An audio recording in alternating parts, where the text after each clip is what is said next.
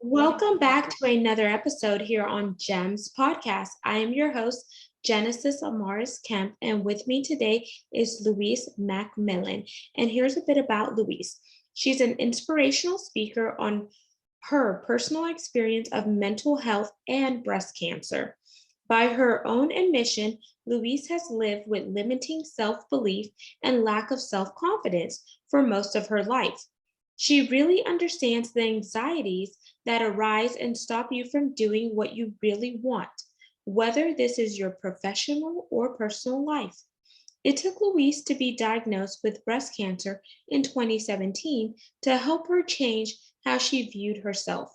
Louise says she's been through the fire and received the most valuable lesson of all to start living the life she wants now, today. And without further ado, we're going to dive into mental health.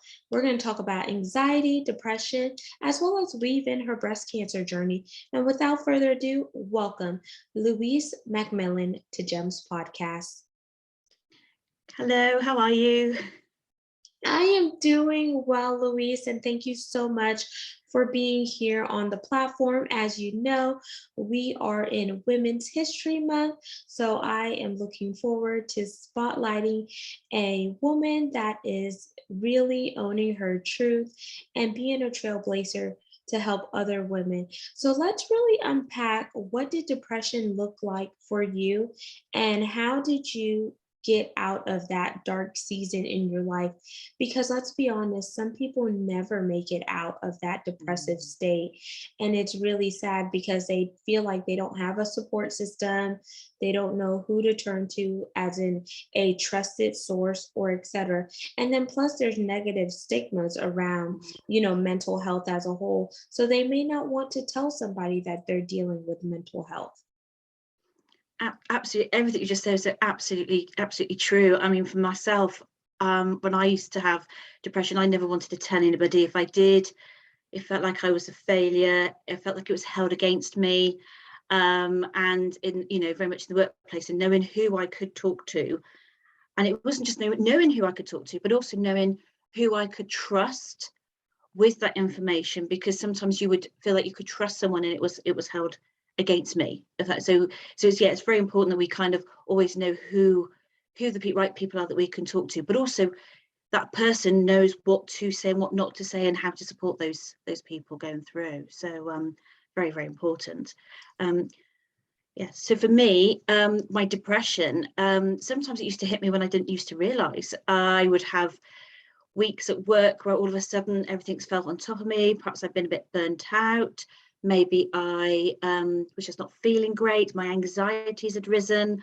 I was becoming very anxious about certain things. I remember certain times looking at a piece of work to do and kind of sitting there going, I'm missing something. It can't be this easy. There's something there, because I just didn't believe that I had the intelligence to do it. And sometimes it was something I'd done multiple times before, but all of a sudden I'd stop myself.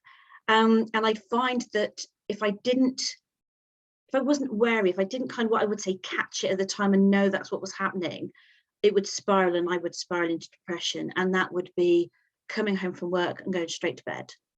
I'd get up the following day and I'd go straight to work, but I'd come home and I'd go straight to bed.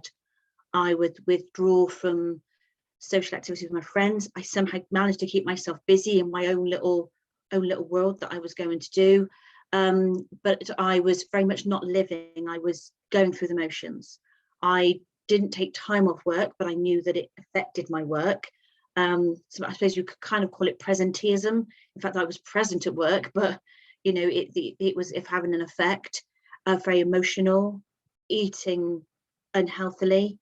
I've never been one for relying on alcohol or anything. However, my sugar intake and my comfort food intake would be my clutch. So, I think nothing of having 4 or 5 bars of chocolate a day because I felt I needed it. Or, I come home and think, yeah, okay, there's a really nice salad in the fridge. I can put that together, but I'm just going to stick a pizza in the oven and have that instead, because it was just more comforting.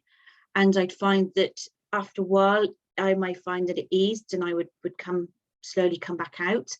There were other times when I'd have to contact my doctor and be on medication to help me. There were certain times of the year when it would spike. I have a fear of spiders, and I'm based over in the UK, and sort of October time, it gets a bit colder, spiders come in, and I can't cope with them on my own. I kind of have a little bit of a panic attack of dealing with them. So that used to then make me feel that I couldn't cope.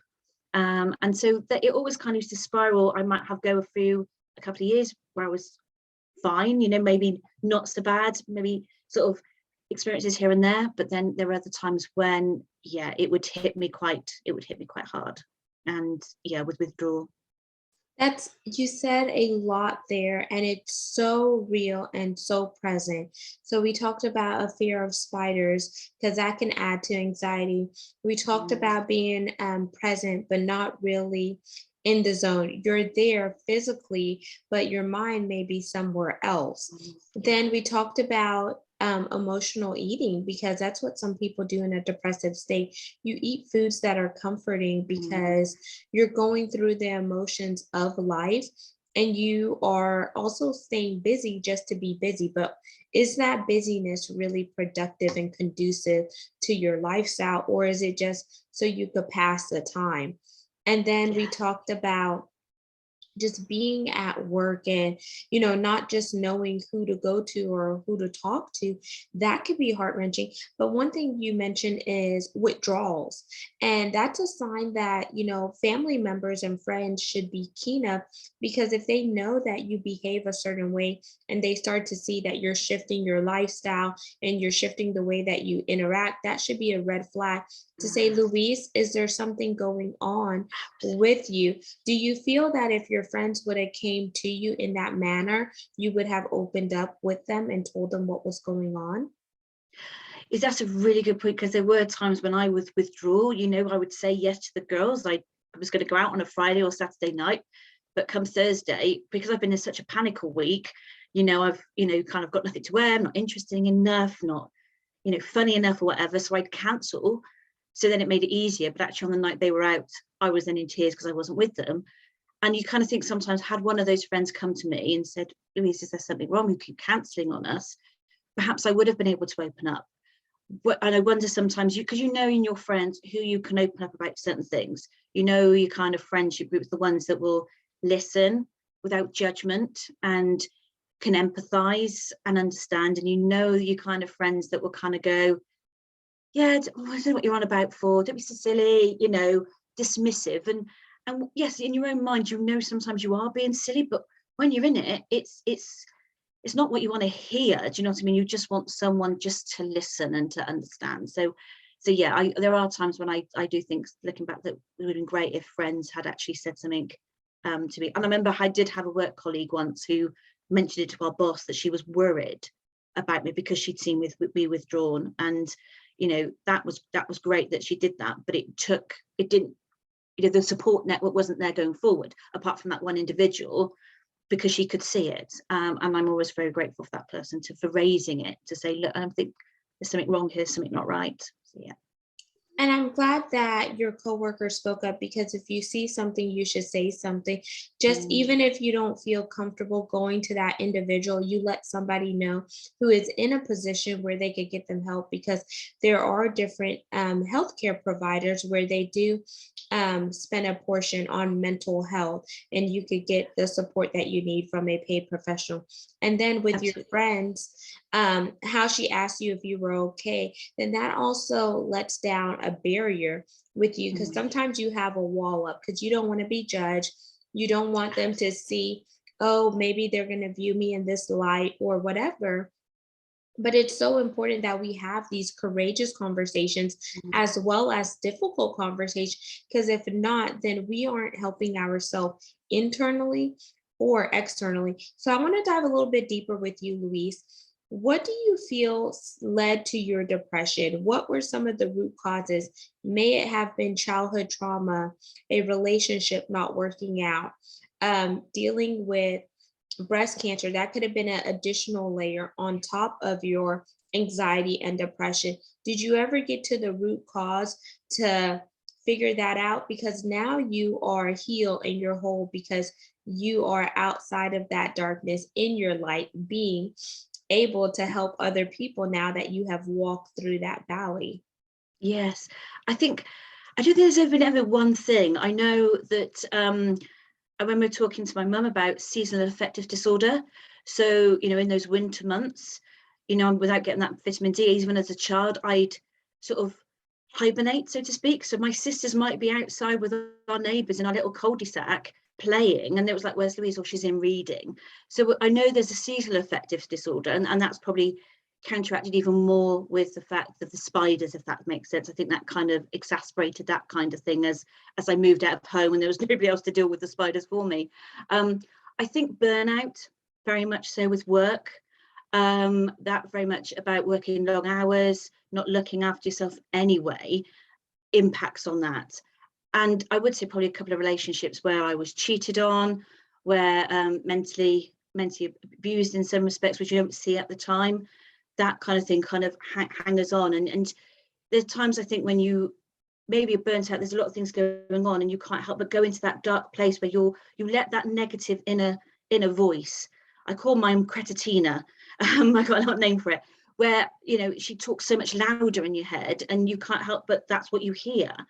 And you have somebody say something and it just reminds you of something somebody used to say when you were younger, like you're stupid, or you're not going to be worthy, or you're not capable. And it's just reminiscent. And if you're not looking after your mental health, or you're looking after yourself well-being altogether, you can't help but spiral into that. So I think there's a couple of little things there.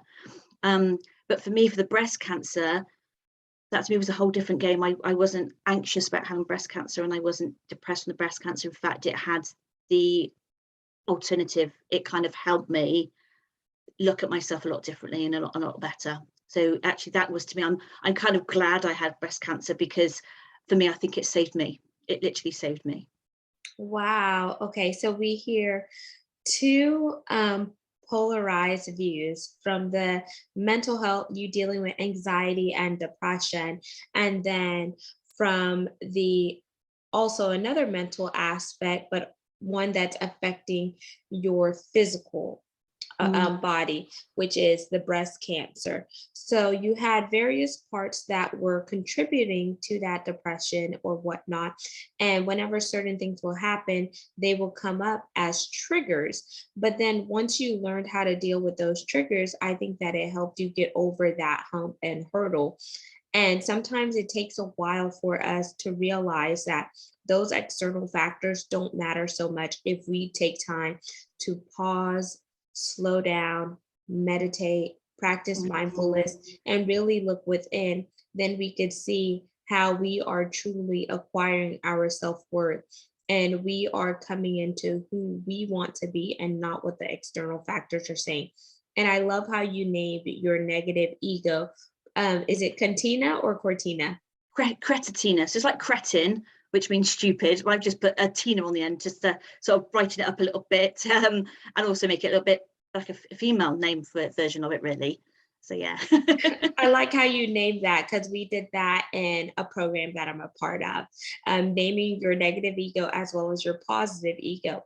And then now I want to dive into breast cancer, because some people who are hit with the big C word, they go into a state where they're like, oh my gosh, what am I going to do?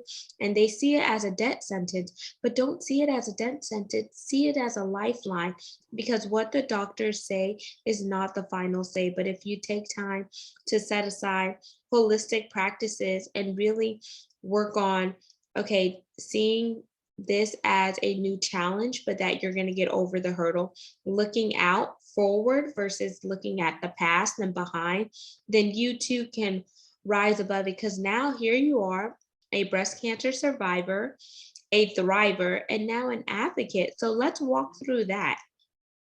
Yeah. So literally 6 months before I was diagnosed with cancer, I was in a really bad place. My depression was at an all-time low, really, really bad. And I remember having a conversation with my mum over Christmas saying, I can't keep doing this. I can't keep spiraling in and out of depression. I needed to change something. I didn't know what, and I didn't know how. But I do remember having the words with her where I said, because if I don't sort it out, what is the point of me being here?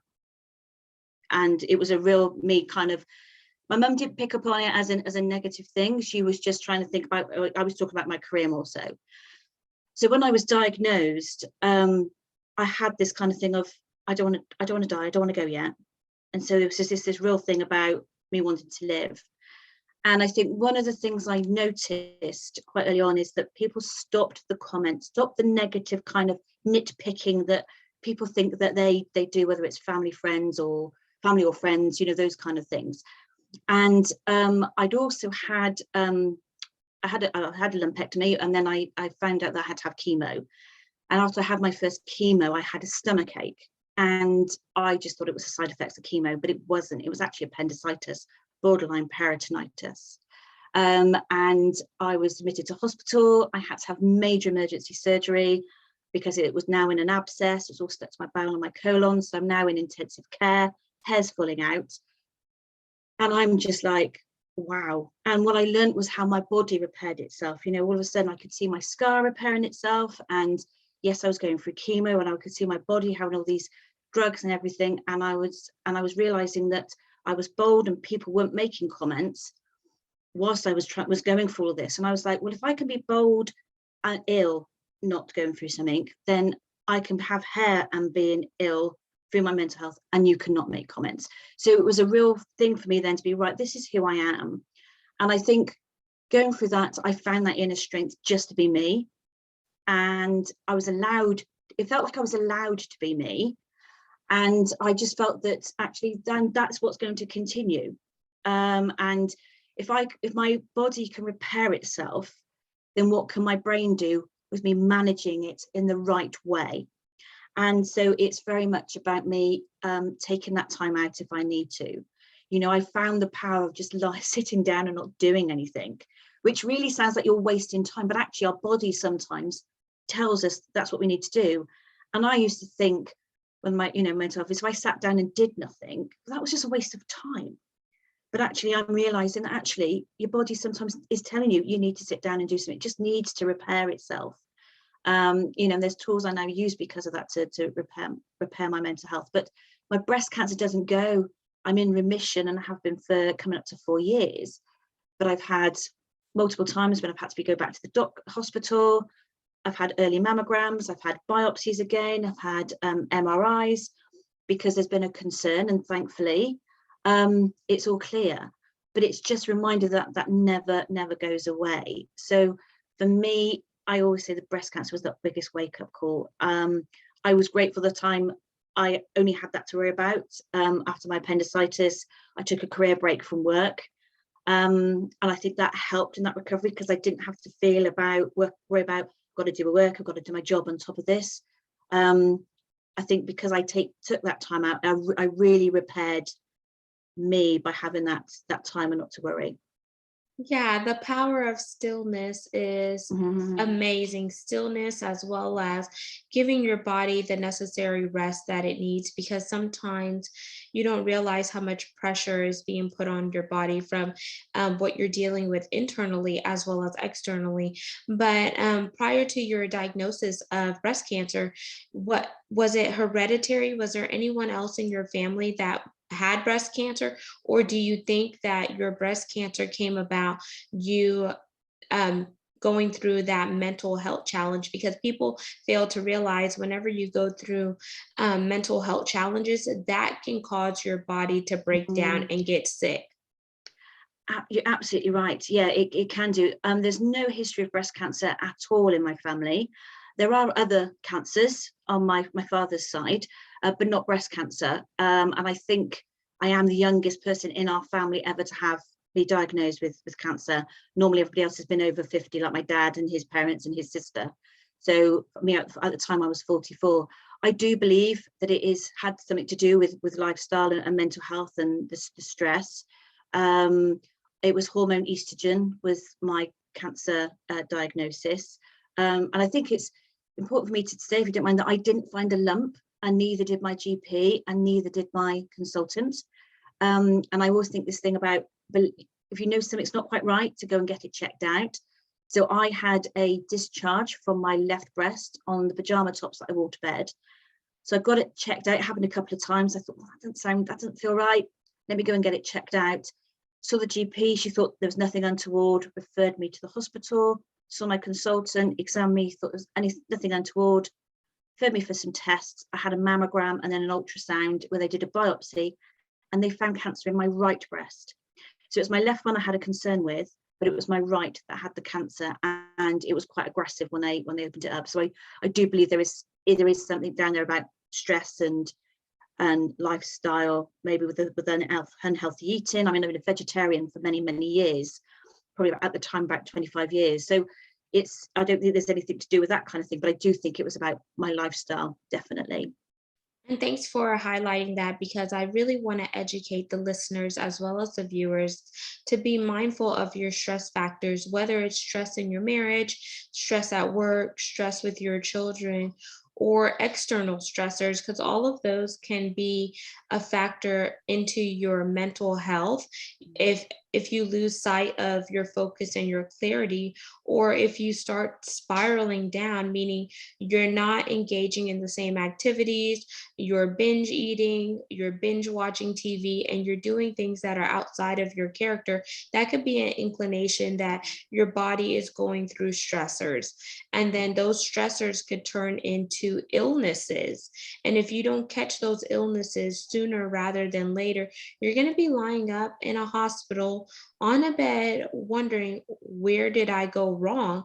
When if you just take time to really scale back and do some meditation, some journaling, exercising, as well as be mindful of the nutrition that you are intaking in your body, that can, counteract. And then most importantly, I always say, if you're not sure, hire a trained and paid professional to help you work through some of those difficulties. Mm-hmm. Absolutely, yeah. There is support out there, whether that be, I think even sometimes people down your gym, they will chat to you about your body and your mind and everything else to help you, as well as your medical experts. And if you're in part of an organization, you've got an employee assistance program, there's always someone you can talk to, I think. And I think it's just making sure we know who those people are. Yeah. So, Louise, are there any tips you would like to give the listeners and viewers of dealing with anxiety and depression, and then give some tips about how to conquer dealing with cancer, whether it's breast cancer or another form of cancer? Thank you. For me, my biggest tip for managing sort of your mental health is I've got a really nice one which I use. I set my kitchen timer, and it has to be a kitchen timer, not your mobile phone, because you've got to put your mobile phone away.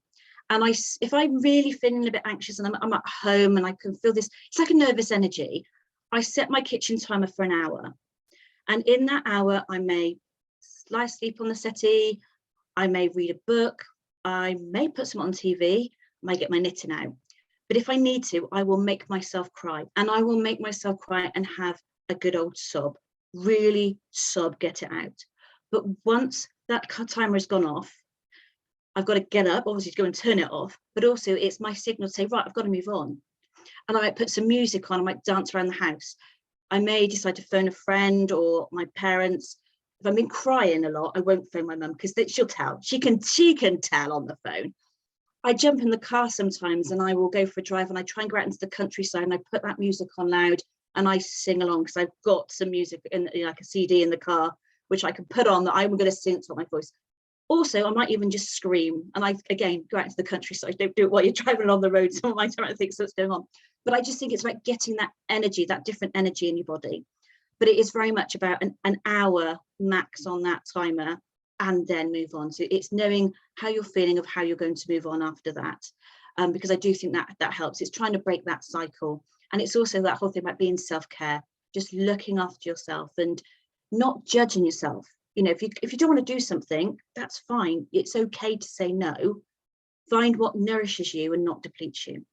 And then on the breast cancer front, I would just say that if you think there is something wrong, get it checked out. You know your body better than everybody else.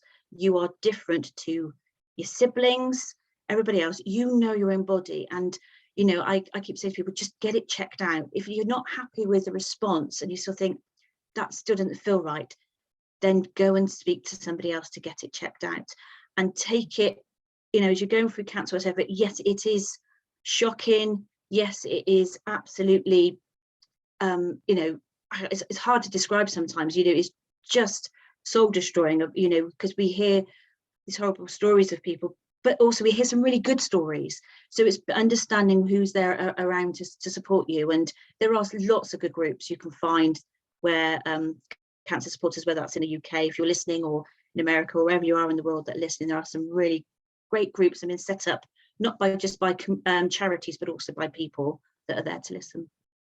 Those are incredible tips. And I would like to add, journaling is so powerful because it allows you to get the thoughts out of your head onto paper or electronically. And then you could reflect on why you wrote what you wrote, how you were present when you wrote it, where you were, and etc.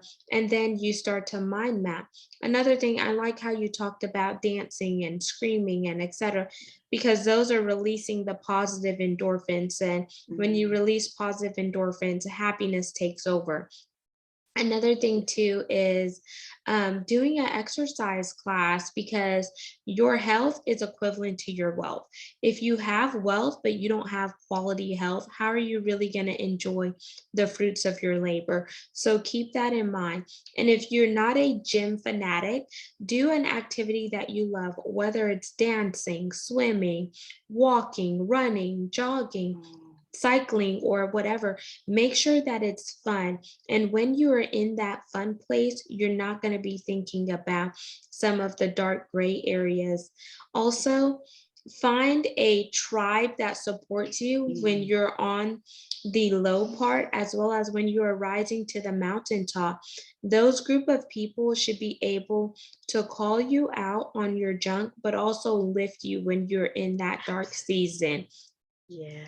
And then another thing to be mindful is, what are you listening to and how is it feeding you mentally, physically, emotionally, and spiritually?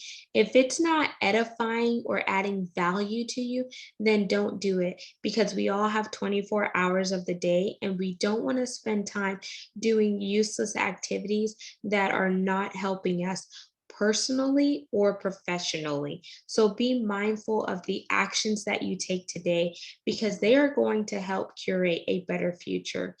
And Louise, I want you to leave the listeners as well as the viewers with a call to action, something that will educate them, inspire them, or motivate them to help jumpstart their journey if they know anyone dealing with mental health or they're dealing with it, or if they've ever faced a cancer diagnosis. Yes. Oh, that's a good question. I think for me, it's always about knowing what nourishes you. And that is all about what you were saying before about that intake, what you consume. And that's not just diet, but it's what nourishes you in life.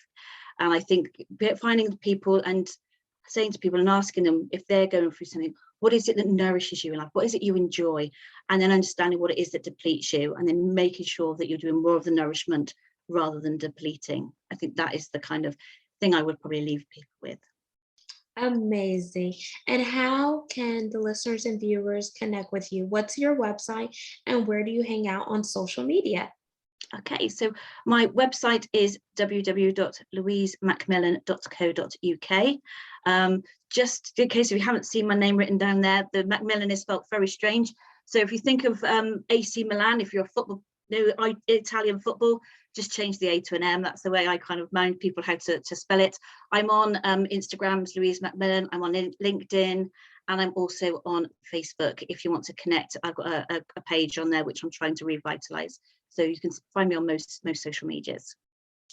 And there you have it, listeners and viewers of GEMS Podcast. Once again, I am your host, Genesis Amaris Kemp, and we just unpacked all things mental health from a depression standpoint as well as anxiety, and we threw a curveball in there, which was breast cancer with Louise McMilan. All of her contact information will be in the show notes, and make sure you subscribe to the podcast. It can be found on all major platforms in 40 different places, as well as follow us on YouTube at Gems with Genesis Amaris Kemp for all video content.